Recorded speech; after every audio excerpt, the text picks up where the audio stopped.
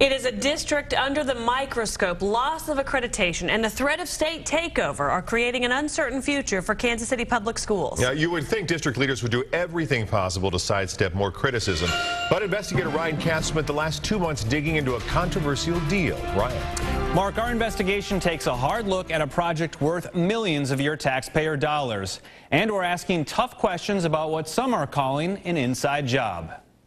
And who made the difference?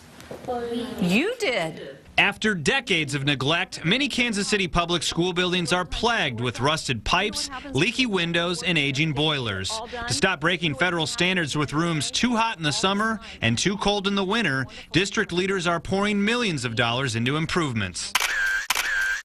Last summer, many of the area's top construction companies made a play for the enormous contract, assembling bids hundreds of pages high for a project with an estimated price tag of $85 million.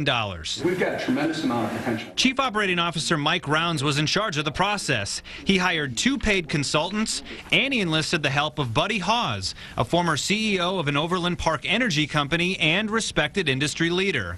And for his time, Hawes didn't charge the district a dime. Buddy did his pro bono for us. So he advised you for free?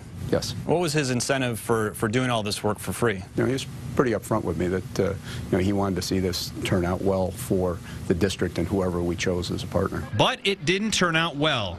In late August, the district sent this brief email to bidders, saying with external assistance, the administration decided it was in the best interest to reject all responses.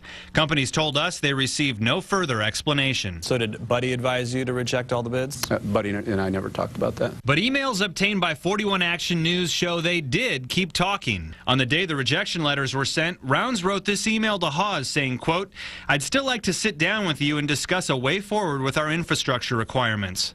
A couple weeks later, Hawes asked if he could bring a business partner to a meeting. So Buddy essentially shifted from advisor to competitor. Yes. In October, the district put out this new request. Many of the same companies competed again to manage a project estimated at $30 million. But the district chose a new company no one else had heard of before, HMM Construction Services. What critics are saying is that you selected a company that had only existed for a few weeks and had never done a project. The criteria was not how long have you been a company. The criteria was how long have you been doing great refurbishment work in schools. But the proposal asked bidders to show your company's experience and to provide a list of references from facilities your firm has managed. State records show HMM was established on October 11th, just a few days after the district requested new proposals.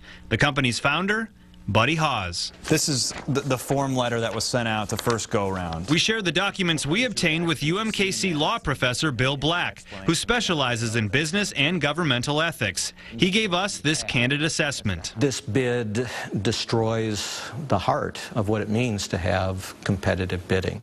Emails we obtained showed Hawes sat in on interviews and reviewed all bids.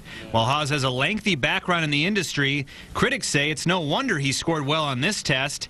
He helped write the questions. Did you ask Buddy when he was advising you to sign a non-disclosure agreement? I did not. Why not? I'm not even sure what value that would have, so I guess you'd have to explain to me why you're asking that question. Really? Experts told us it's standard business practice to have non-disclosure agreements to prevent consultants or advisors like Hawes from using inside information to their advantage. It boggles the mind. There is absolutely no reason not to have them sign that agreement. It would have been the first instinct of anybody trying to do it right. Competitive bidding 101, I would think. No, it's competitive bidding 1. It's well before 101. We also have this email from Rounds mentioning the district's attorney had confirmed an emphasis on the value of a non-disclosure agreement. Should you have done it? As the individual running the process, should I have done it? Maybe, but it's something that I have to go back and assess now. HMM's estimate was about $2 million higher than the lowest bid, but the district gave itself the flexibility of choosing what it determined to be the best value. Need a motion? Despite the price tag, the item sailed through the approval process on the school board's consent agenda. This means board members signed off on HMM's $2.1 million management contract without any discussion or questions from the public. That motion has been made. So why would the district fast-track a project project with so many ethical questions. Haas was involved with a long list of school projects in the past, and we wanted his take. After 2 weeks of calls and emails went unanswered, I was just hoping I could get in touch with Buddy or someone else. We tried to track him down at HMM's recently rented office space in downtown Kansas City. He wasn't there. Excuse me, buddy. How you doing? But we finally caught up with him outside this Overland Park office. Can you just tell us why you're not willing to talk to us about this project? I mean, we really just want to give you a chance to answer some of the concerns or critiques people have had about the process.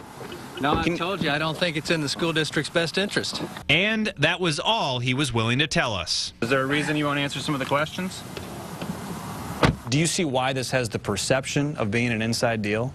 Be frank with you, no. My process is focused on getting the best value for the taxpayer and providing the best possible environment for the kids. That's the only thing that I'm responsible for. But in an effort to fix schools, some believe trust in the process was broken. He knows better.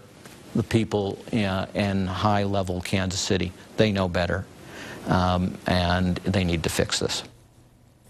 Here's a response from one of the competing companies, Johnson Controls. Quote, Mr. Haas had a clear advantage over the bid participants, and further, he had the ability to influence the district's decision-making process by being allowed to interact with all decision makers on the prior project, while other competitors were under a gag order. And Mark and Krista, those sentiments were echoed by some of the other companies I spoke with as well. Some even told me that they'd probably have second thoughts about bidding for another project somewhere down the road. Wow. Now you're already getting reaction to this story. We are, including from the district. They sent out a press release defending the process earlier today. We've linked that entire press release along with that entire unedited interview with Mike Rounds on our website.